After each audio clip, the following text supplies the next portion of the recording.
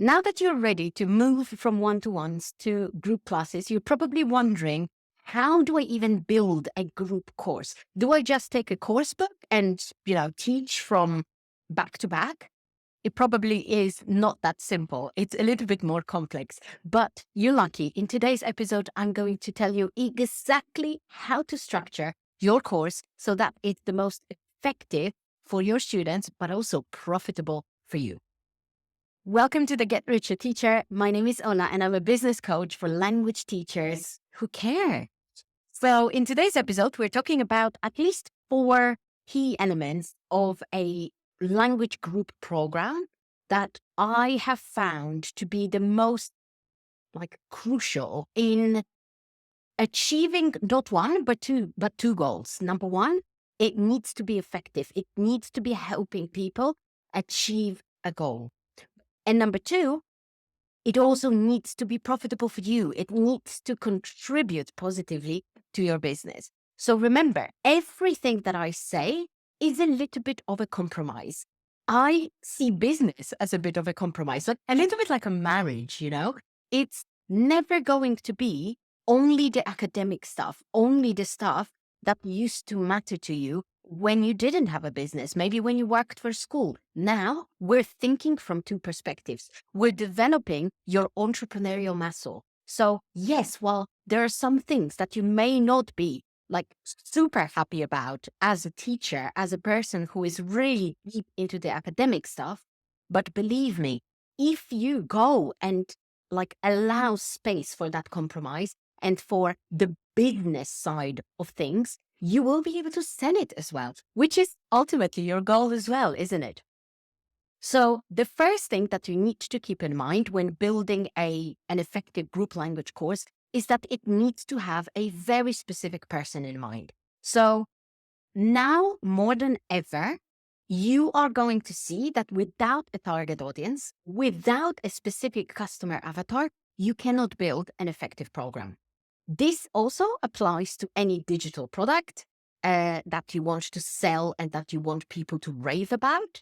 It applies to anything that is not a one-to-one class. With one-to-one classes, we can get away with not having a very specific audience. The more you scale, however, the more you go into group teaching, selling digital things, selling other products, programs, offers, the more you will have to literally focus unapologetically on one person that your program helps. So this here is the basis of everything. We need to start by getting to know your ideal customer. And again, if you want to be reminded of who an ideal customer is, there is an episode about that. About 5 episodes ago, I talked about this. It's not just about them being an ideal client from the a nice person to work with. Obviously, that's part of it. But an ideal customer is a person that you can help with your specific offer. So what it means is that there needs to be super clear alignment between that person's needs and wants and your offer, your group course.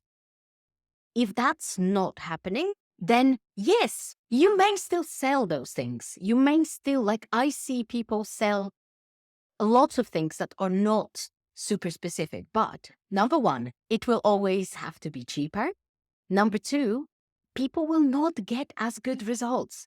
People get good results, so achieve a specific language goal when your program is focused. So help them. By focusing, by choosing one person, you're actually helping them more. You're not allowing for them to be stuck again by studying a level. Nobody needs to study a level anymore. People were taught all of that at school. They usually maybe not everybody, I don't want to generalize, but in many cases, people have tons of experience studying the language, unless they are beginners. And the experience is that they studied a little bit of everything. And what that means is it's not necessarily bad, but what I'm noticing, and it's so clear now that people know what they want. People don't want to study a little bit of everything. They just want to study the right amount of grammar, vocabulary, and skills that will help them achieve a goal that matters. So knowing that about that specific person in your target audience is absolutely key. The second thing is what I've already started talking about, is that specific outcome. So the specific outcome, when I teach it in my Rocket Accelerator program, it's a journey. It's a journey from this person being at point A and taking them to point B, where your course becomes this vehicle of change, vehicle that helps them get there. So it's not about it doing the work for them. Absolutely not. It just helps them get there faster and in a straighter line. So again, that's another argument why we need to be creating things that are specific to very, very specific people's goals. It cannot be for everybody. It cannot be a course that takes people from intermediate to upper intermediate, because those people have different needs. Like a learner is not an identity. I've said that so many times before, and I still stand by it. I think that we need to be much more specific when we identify what people's needs and wants are.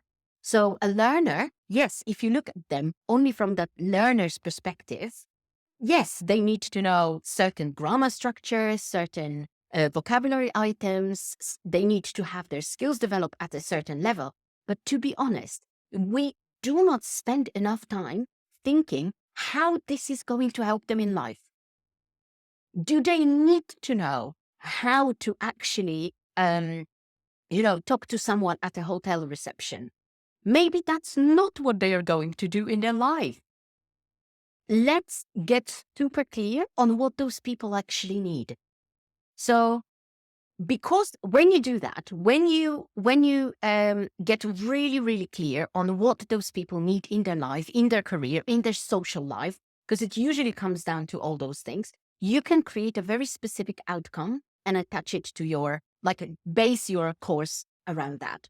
Then you need to also remember that this outcome cannot be empty. It cannot be, as I said, jumping from a level to a level, because that's meaningless. That usually means something to us, teachers who are very much used to assessing people's level. Yes, people may come across certain situations where their level will be assessed, and especially in exam situations, this might be relevant. But to be honest, more often than not, people don't need that.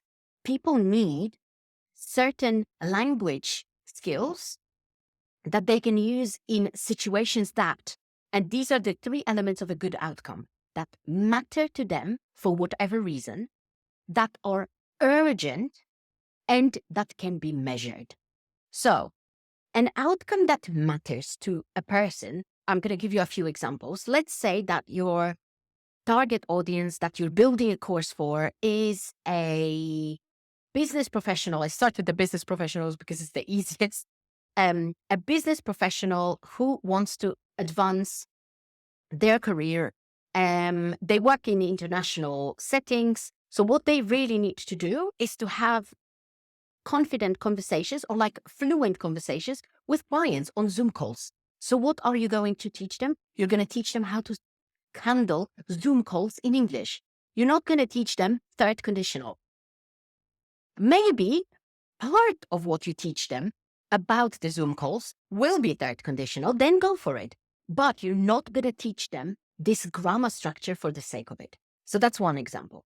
Another example, let's say that you teach Spanish to people whose loved ones are Spanish. They want to kind of feel more integrated in their life in Spain. They maybe like the language, maybe not, but mainly their interactions in Spanish will be connected with daily life and social interactions and interactions with their family and friends and things like that. Again, you're not going to teach them how to handle Zoom calls because that's irrelevant. You may not have to teach them the equivalent of present perfect, whatever that is in Spanish. I completely forgot.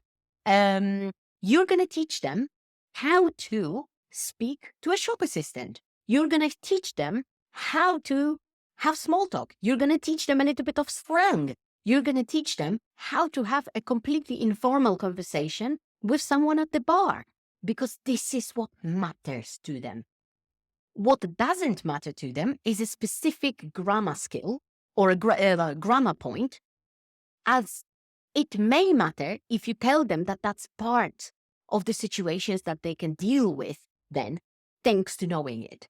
But by saying, and especially by promoting, and this is where the marketing part starts, by promoting your courses, you're not saying, I'm going to teach you a certain tense. No, I'm going to teach you how to handle situation X, Y, Z, and knowing this set tense will help you, but they don't need to know. They don't, like, literally, it matters. Like, it's the least meaningful thing for those people. We attach so much meaning to grammar structures and to vocabulary items and to like topics that were once made up by course books, to be honest. Like things like, let's talk about your family. How many times do you actually talk about your family in everyday life? Like, it's actually quite limited.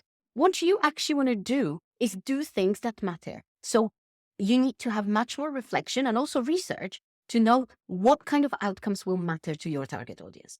The second thing is it needs to be urgent.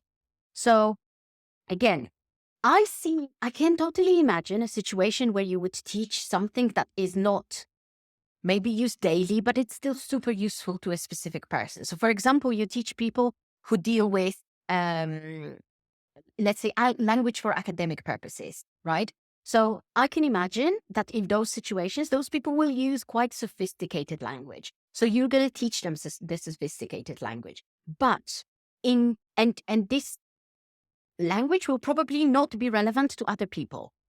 But in this case, it's absolutely meaningful and it is urgent for those academics because they need it. They need it every day. So the urgency is there. The same with, let's say your target audience, I use that example quite a lot as well, is moms who want to go back to work after a break. Let's say their target language is English. So what you're going to teach them is not some sophisticated grammar structures, but ways to smash their job interview, ways to actually speak confidently in meetings or in negotiations or presentations, whatever is relevant to their job. But this is what you're going to teach them because that's urgent for them. That's what they actually need to do when they go back, right? The better we get at identifying those things, the better our courses become. And finally, those outcomes will need to be measured. And this one gets a little bit tricky because people think that then we need to give them a test. No, measuring people's progress in different skills is not only done by testing.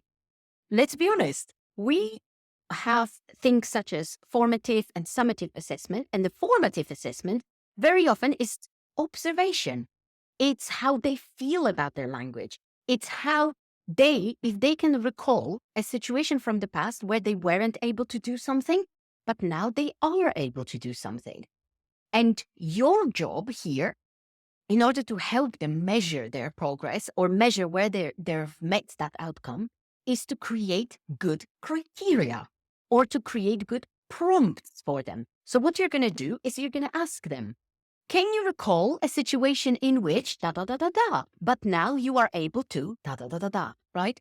Another good idea, and I always say this to my clients, is creating a list of can-do statements. So at the end of your course, you can give people a list of things that they can or should be able to do, or theoretically they were covered, and those people can even assess on a scale from 1 to 10 how confident they feel about this. That's also measuring. Measuring is it can be very subjective, but it's still, even in that format, it's very, very tangible.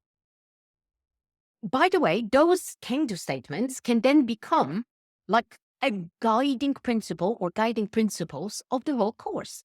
So this is how you package it. This is how you make it into something that, again, is relevant. This is, to me, the most important concept when it comes to building group classes. So I highlight it all the time that you can build courses that are like okay-ish, right?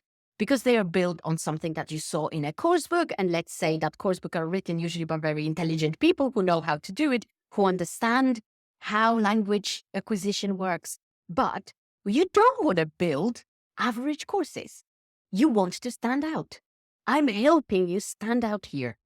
So a lot of people, especially when I talk on social media about the CEFR levels, they kind of argue with me because they say, oh, it's still relevant. I'm not saying it's not, but we overuse it.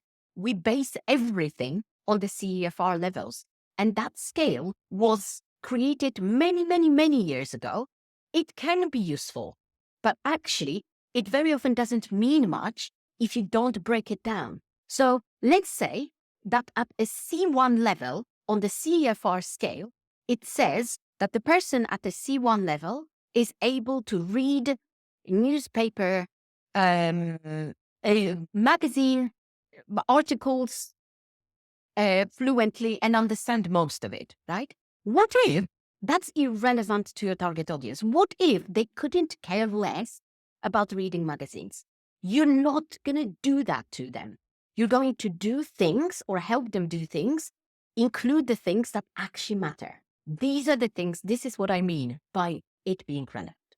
So that's my rant on point number 2. Point number 3 is the structure. The structure of the course, and this will depend on your target audience, but also your preference. The main principle is that the structure needs to allow people to get closer to that goal. So the biggest mistake that I see is that people build courses that take people through the motions. Unit 1, Unit 2, Unit 3, Unit 4, but they actually don't connect with each other. So even though I don't build language courses anymore, all my courses, all my offers, they have a very, very, very specific progression. So from module 1, you kind of need to do module 2. Without module 1, you cannot do module 2. And that's the way it should work in yours as well.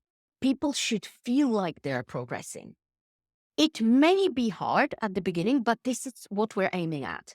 Because without that, you are not able to actually prove to them or help them see that they are making progress. So sometimes I would say that the element where, you cannot do module 2 without module 1, this doesn't always have to be the case, but the module, the lessons, they have to be linked. So what it means is, and in the Rocket Accelerator, I have this beautiful spreadsheet where what we do is we connect the aim of the course with aims of every lesson and every module. You're going to ask, but then how many lessons, how many modules? This will depend. I always say that it's really good to start, and that's where I connect it to my last point, that the course needs to be time-bound. And there are a few arguments there. This will depend on your target audience and what they want to achieve. There will be situations in which the courses will be very long. They might be even a few months long. But I would say that my default is about 10 to 12 weeks. Absolutely, there are exceptions, especially if you work with kids. I think you can totally take everything that I say with a little bit bigger pinch of salt, because it might work a little bit differently, especially when it comes to the organization of your courses. It can be year-long courses and things like that. But those principles still apply. All the rest of the principles still apply. Then when it comes to the courses being time-bound, the argument why is that we are too focused on convincing people that they need to study the language for years and years and years on end to become fluent. While what I think is much more effective is if we tell them, you can take my course that lasts 12, 15, 16, 20 weeks and see that you've made progress, and then decide what you want to do.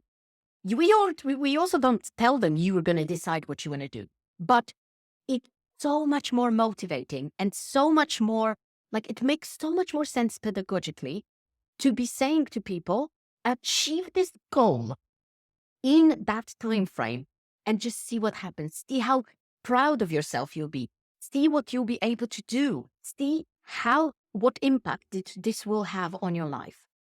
Because yes, we kind of think that it's obvious for people that, oh, they just need to learn the language and be fluent because obviously this opens doors.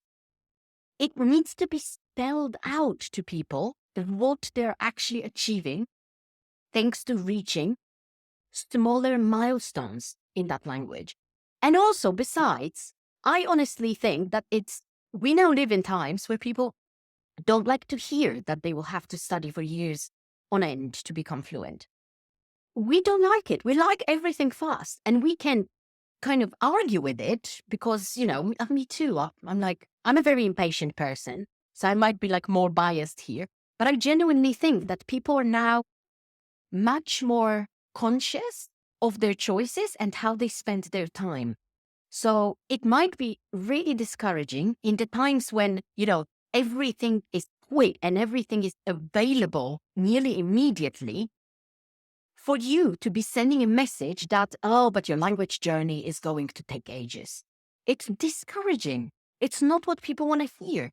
They then don't want to invest. So it's not about lying to them and saying, hey, you can become fluent in 2 months, because that's bullshit. That's nonsense. But we have to be giving them opportunities to, as I say, achieve certain milestones so they get motivated to carry on. Because also, and that's like a bonus tip here, when you've built your course, there is absolutely no reason why you couldn't build its second kind of edition or a continuation. You can. You absolutely can. And more so, if you build a good course, if you deliver it, if it gives people a specific outcome, if they are able to see their progress, do you know what will happen? They are much more likely to sign up to the next one. From the business perspective, all of those things matter because you cannot really, it's so hard to sell prolonged courses that take ages. It's becoming harder and harder. So it's much easier to sell things that are quicker because people like things quick now. Number two, it's much easier to describe the value. So to write a good sales page where the arguments why this course is a good investment, it's so much easier to do it if it's a specific course helping people achieve a specific thing. And it's much easier to use the right arguments that will be appealing to your customer avatar. So from the business perspective, this all, like every argument, every part of that course that I mentioned, a specific person in mind when you're creating the course, a specific outcome, the structure that allows them to make progress and get closer to that goal, and the course being time-bound, they are not just the effectiveness in the from the academic point of view, but also the business point of view. So just as I said at the beginning, it's all about that compromise. And we need those compromises to stand out. I don't want you to do mediocre things. You are here to do extraordinary things. So many people that have worked with me have created courses that are absolutely extraordinary, that people then say, I've never seen anything like this. This is not what I remember from school. And that's exactly the reactions we want. We want people to feel like, oh my God, this has been made for me. This is so helpful. This is the philosophy that I use in creating my courses that are specific for language teachers.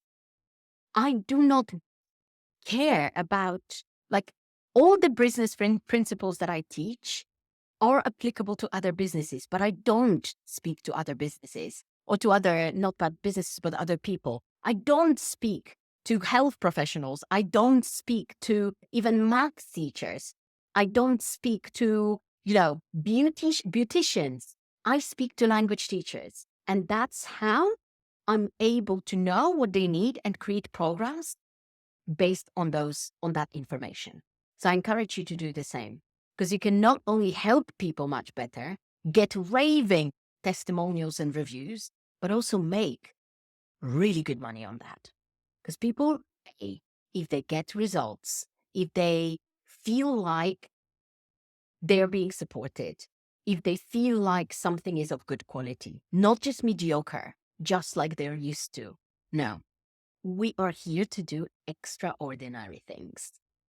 Alrighty, that's it for me. Thank you so much for listening, and I'll see you in the next episode. See you later.